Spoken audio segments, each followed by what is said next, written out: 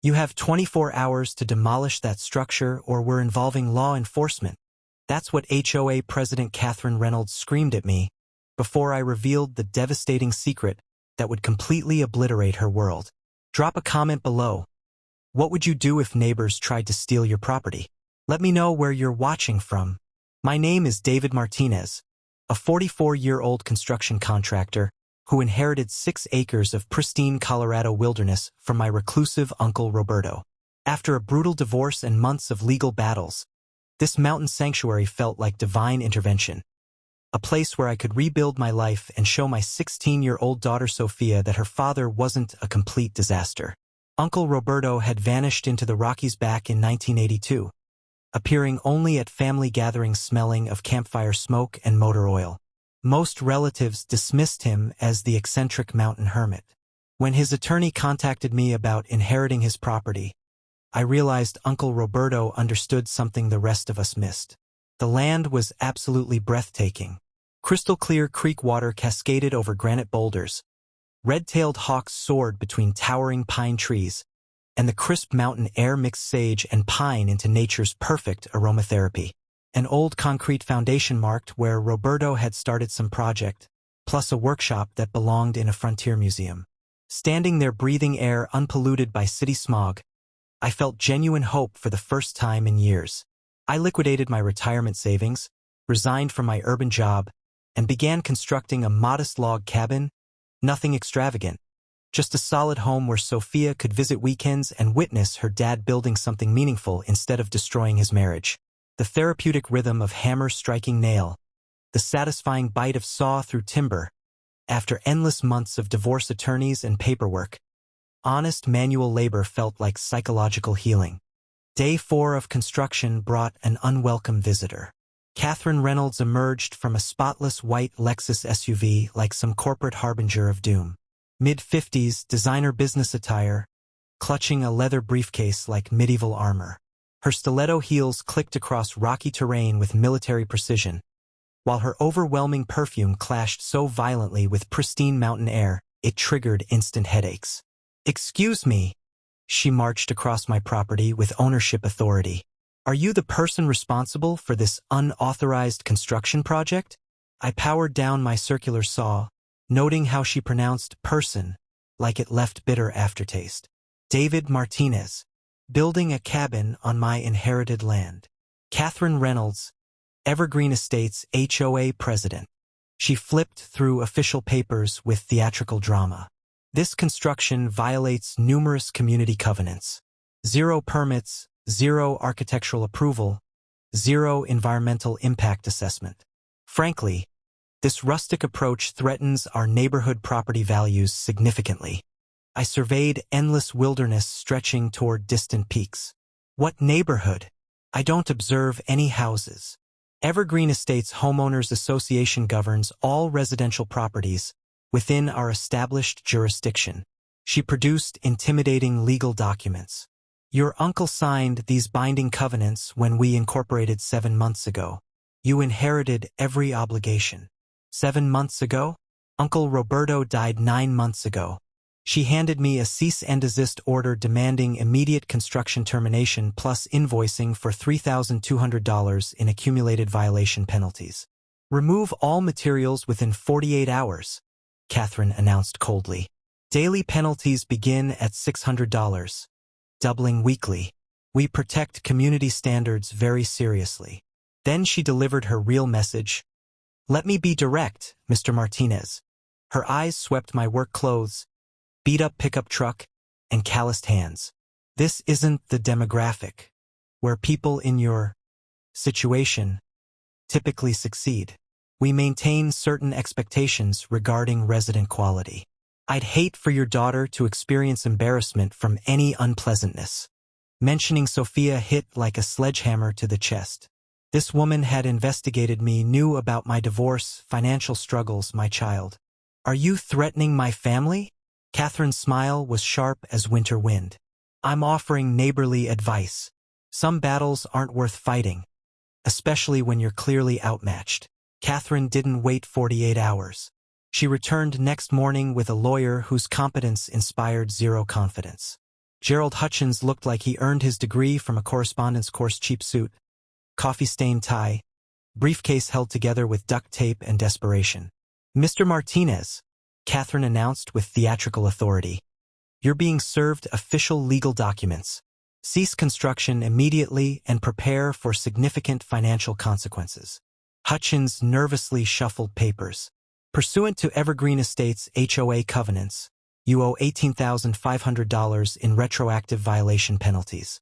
Furthermore, you never received proper HOA disclosure documents during property transfer, potentially voiding your ownership claims. $18,500 for building on my own land?" The stench of Hutchins's nervous perspiration mixed with Catherine's aggressive perfume created this toxic cloud of legal intimidation. "I'll review these with my attorney," I replied calmly. Catherine's laughter cracked like breaking ice. "You can't afford competent legal representation, Mr. Martinez. Save yourself the humiliation." After they departed, I drove straight to county courthouse. Margaret, the helpful records clerk, assisted me excavating property documents. The musty odor of archived paperwork and fluorescent lighting created this detective story atmosphere as I uncovered information that ignited my fury. Evergreen Estates HOA incorporated exactly 7 months ago, 3 months after Uncle Roberto's death. My divorce attorney once explained that timing in legal contracts is everything, and this timeline was legally impossible. The boundaries were drawn like a perfect bullseye around my property, encompassing just 14 houses. My 6 acres represented 65% of their total land area. "That's mighty suspicious," Margaret whispered over property maps. "Appears someone drew those boundaries specifically targeting your uncle's land." I pulled additional records. Every HOA member was either Catherine's relative or employed by her husband's development company. This wasn't community governance. This was organized crime with official letterhead.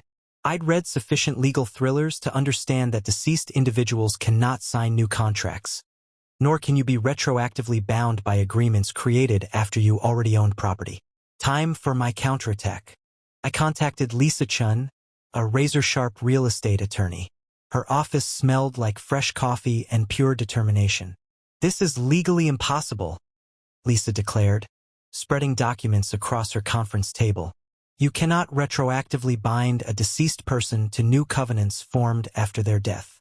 I've encountered HOA scams before, but this exceeds even their typical audacity." We filed counter-lawsuits. Harassment, fraudulent claims, intentional infliction of emotional distress, plus investigating how they included my property in boundaries drawn after ownership transfer. But Catherine escalated dramatically. 2 days later, she organized an emergency community meeting without inviting me. My neighbor Tom attended and reported back over beers on my porch. "She's terrorizing people," Tom said, "claiming you're some dangerous vagrant with criminal history. Complete fabrication. But fear spreads faster than truth in small communities." Then came digital warfare. Catherine created an Evergreen Estates Community Safety Facebook group, posting my photo stolen from an old contractor newsletter alongside warnings about transient criminals threatening children and property values. The comments were venomous poison. "Remove this predator immediately. My children aren't safe. Sheriff must act now." Catherine's arrogance became her destruction. In her rush to prove the HOA had funds for legal action against troublemakers, she posted their financial records publicly. Those numbers revealed a shocking story.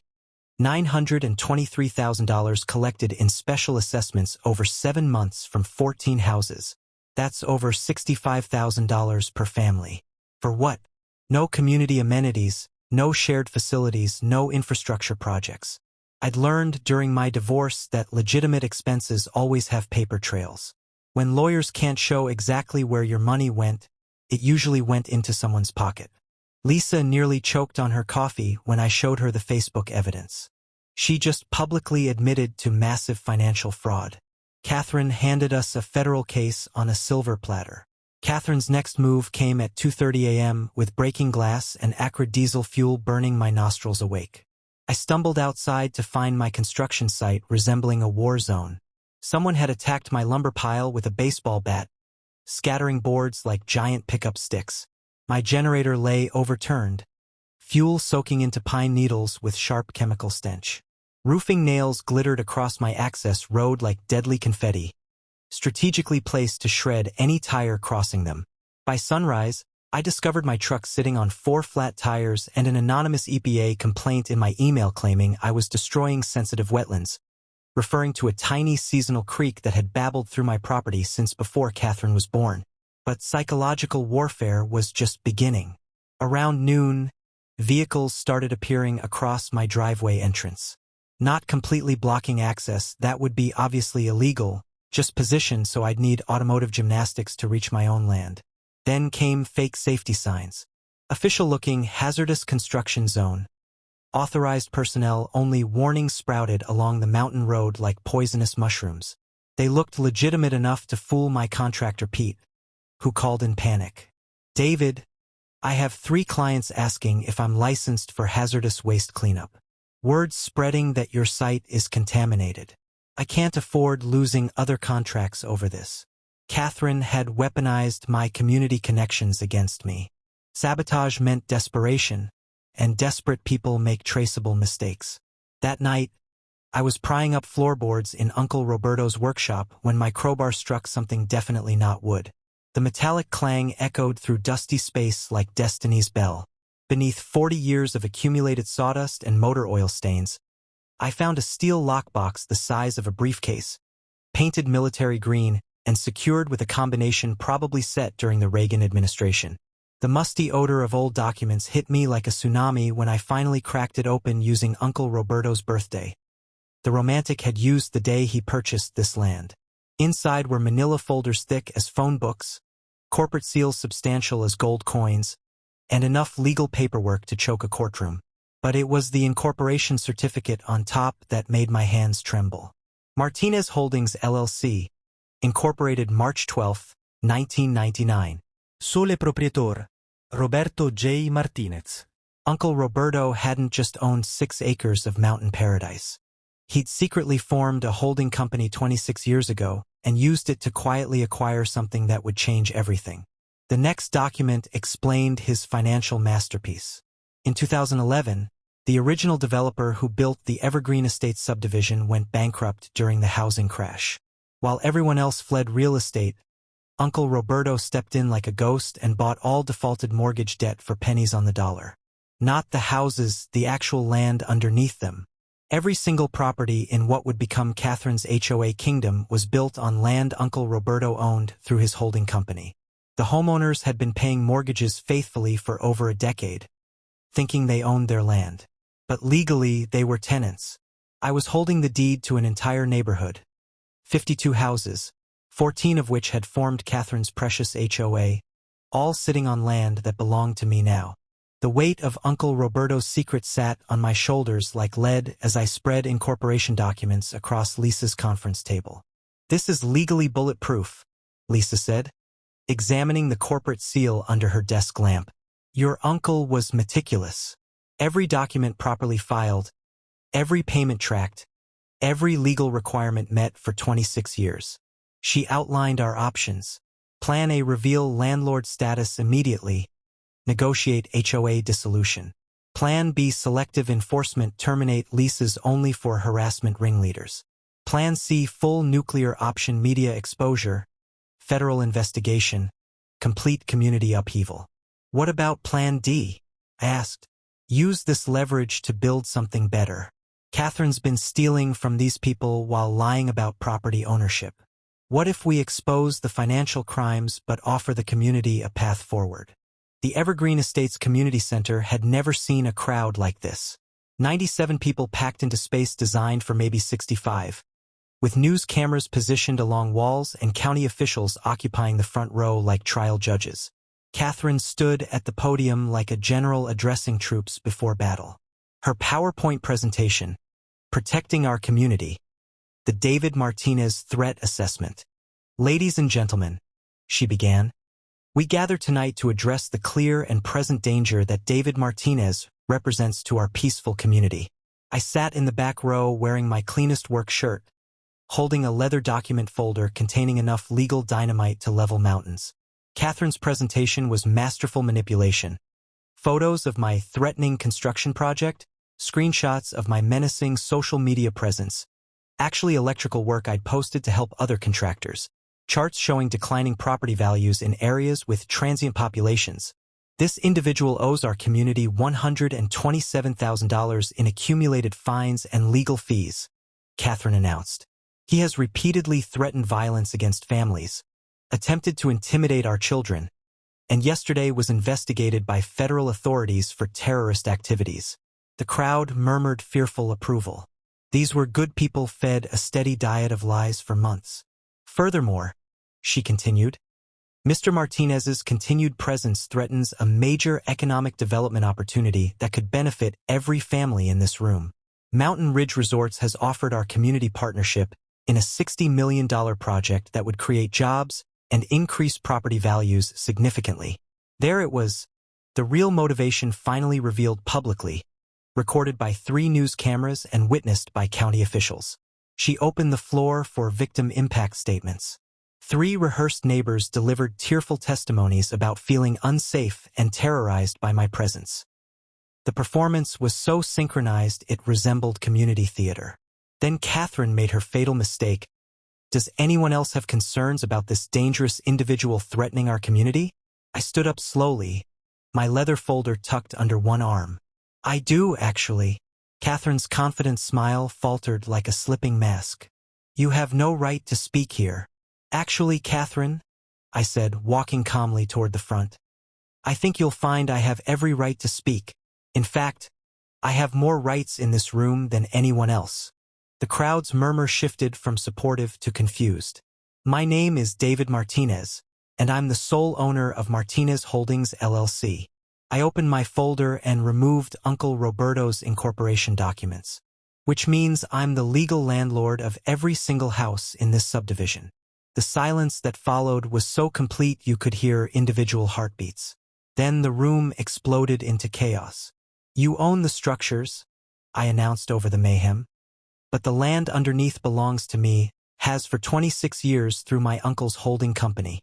Every monthly payment you thought was going to your mortgage company was actually rent forwarded to Martinez Holdings. Every HOA fee you've been collecting, Catherine, you've been stealing money from people for managing land you don't own. Sheriff Williams stepped forward. Mrs. Reynolds, you've been collecting association fees on property that belongs to Mr. Martinez. Catherine's mask finally cracked completely. You can't do this.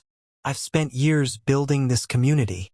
Actually, I said, pulling out rent payment records, you're 4 months behind on your own rent, which means I have legal grounds to evict you with 30 days' notice. The room erupted again as Catherine lunged for the documents, screaming about property rights until Sheriff Williams restrained her.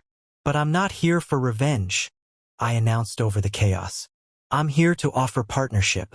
Those who participated in harassment campaigns have 30 days to find new housing.